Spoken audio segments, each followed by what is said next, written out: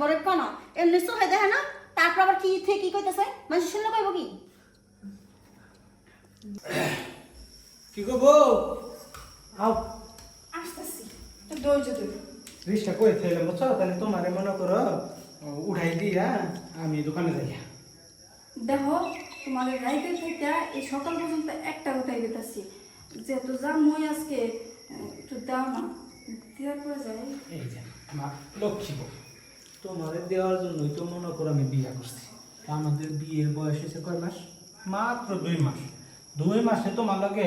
তুমি যখন যা চাইছো তখন কিন্তু তাই দিছি না হ্যাঁ তাহলে তোমার মতো একটা বউ যে আমি পাইছি এটাই তো আমার ধন্য আমি নিজের ধন্য মনে করি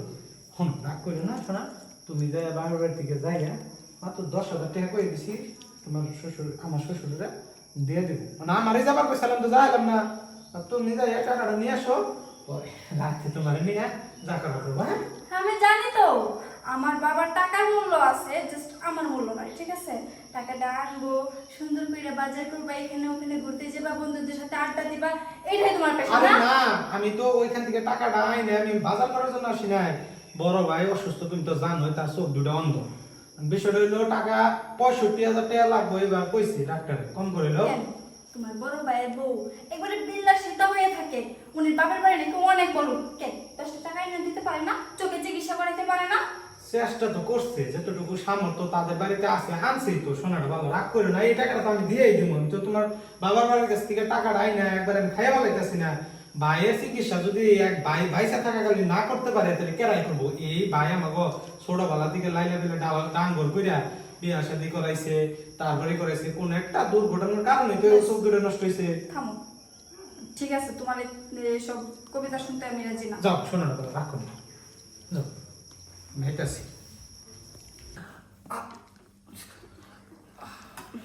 আমার বুকের মধ্যে বলছি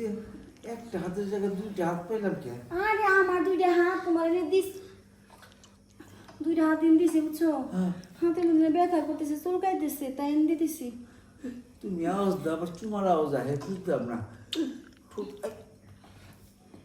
বাবা আবার কি পাগল হয়ে গেছে নাকি আমার কানটা তো ভয়রা না মোবাইলে ভিডিও দেখতেছি তুমি দেখবা ও আমি আমার সেই চোখ আছে চুপ করুন তো এত কথা কই না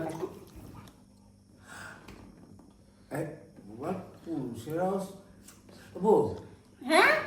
পুরুষের আওয়াজ পাইলাম আরে মোবাইলে ভিডিওতে কইতাছে নাটক দেখতেছি নাটক এই চুপ করো ও নাটক হ্যাঁ আচ্ছা করো দাও দাও দাও দাও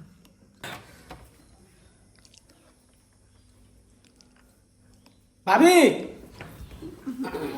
তার ভাবি যে আমার সাথী আইসা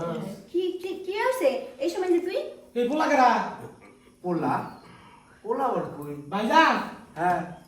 আজকে তোমার চোখ অন্ধ দেখে তোমার সরলতার সুযোগ নিয়ে ভাবি তো বাসায় পোলা নিয়ে আইছে হ্যাঁ এটা আমার খালাতো ভাই খালা তো কোনটা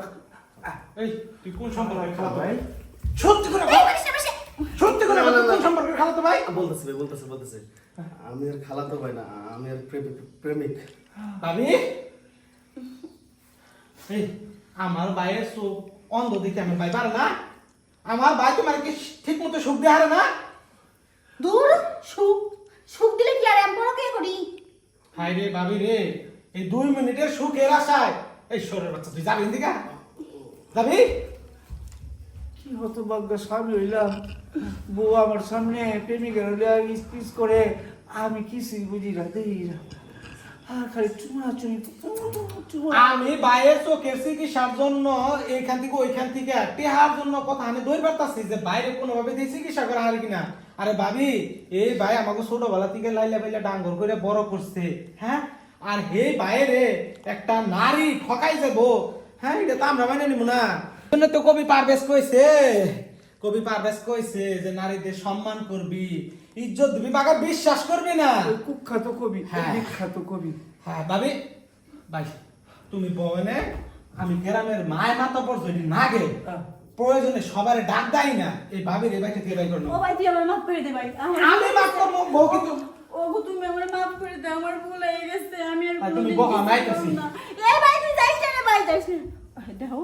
আমি যদি চলে যাই তুমি সারা জীবন এমনি থাকবে, বিয়ে শাদী করা পারবে না। আমার বড় ভুল হয়ে গেছে, তুমি মাফ করে দাও। তুমি মাফ করে দাও, তোমার ভাই আমায় মাফ করে দেবো। আরে আমি জানলাম আমি মাফ করে দিতাম, আমি 1 লাখ যদি জানতাম। আমার ভাই জেনে গেছে গা, ওই কোনটি মানতে রাজি না, সারা গ্রাম নিয়ে আইব। অন্যতে তুমি করছো, সাজা তুমি ভোগ করো, ঠিক আছে? আমার সামনে আমি কইব